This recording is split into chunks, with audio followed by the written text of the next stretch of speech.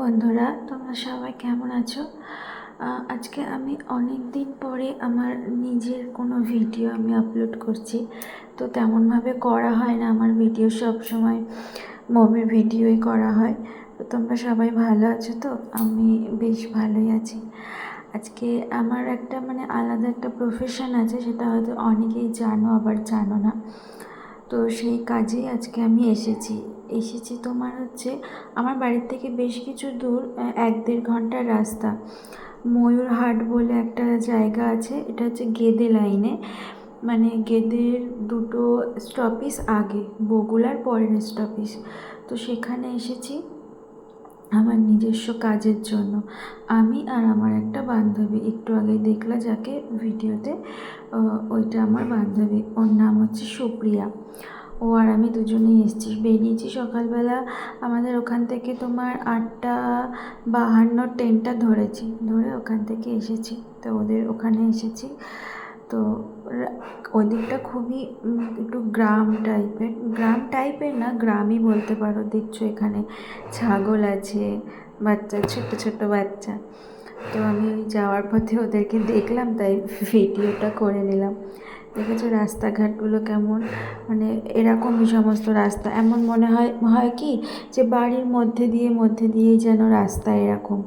পাশে কত ডোবা পুকুর আছে, সব বৃষ্টির মধ্যে সব জল জমে গেছে। এমনি পরিবেশটা খুবই সুন্দর।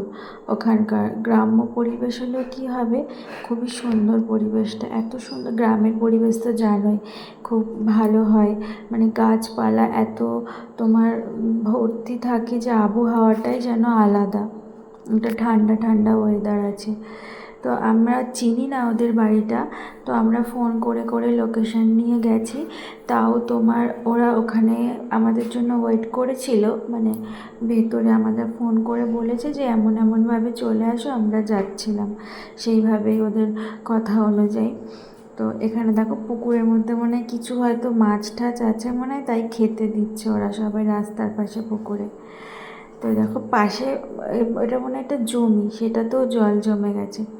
আর এই বাচ্চা মেয়েটা আমাদেরকে আবার ওখান থেকে কিছুটা মাঝপথ থেকে আমাদেরকে নিতে এসেছিলো। তো এই গাছটা দেখছো, এটা হচ্ছে একটা ক্যাকটাস টাইপের গাছ, কাটা কাটা ধরনের। আমাদের এখানে বলে মনসা গাছ বলে। তো দেখো কত বড় গাছটা, অনেক পুরনো। তা আমরা চলে এসেছি ওদের বাড়িতে, যাদের বাড়িতে আসার কথা ছিল কাজের জন্য তাদের বাড়িতে চলে এসেছি। তা গিয়েই দেখি কি কারেন্ট নেই। তা আমি আবার ওদের বেরিয়ে বাড়ির বাইরের চারিপাশটা ঘুরছিলাম।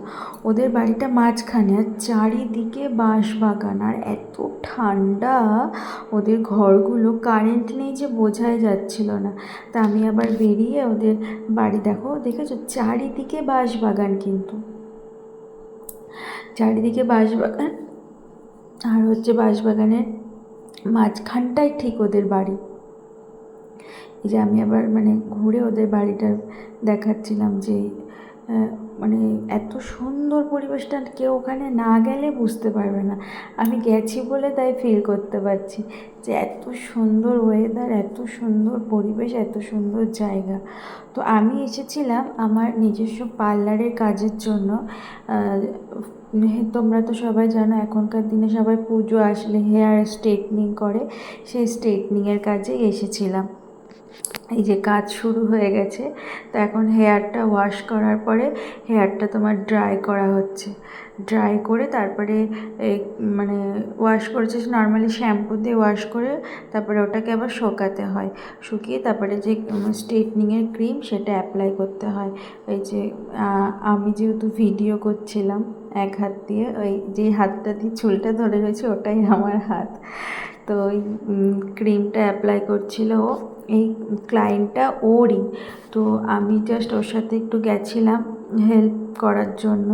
ওর শরীরটা ভালো ছিল না। আমার পার্লারেও কাজ হয়, তো সেদিনকে ওটা বাইরেই ছিল কাজটা। ওর শরীরটা ভালো ছিল না বলে ও আমার অনেক কাজে যায়।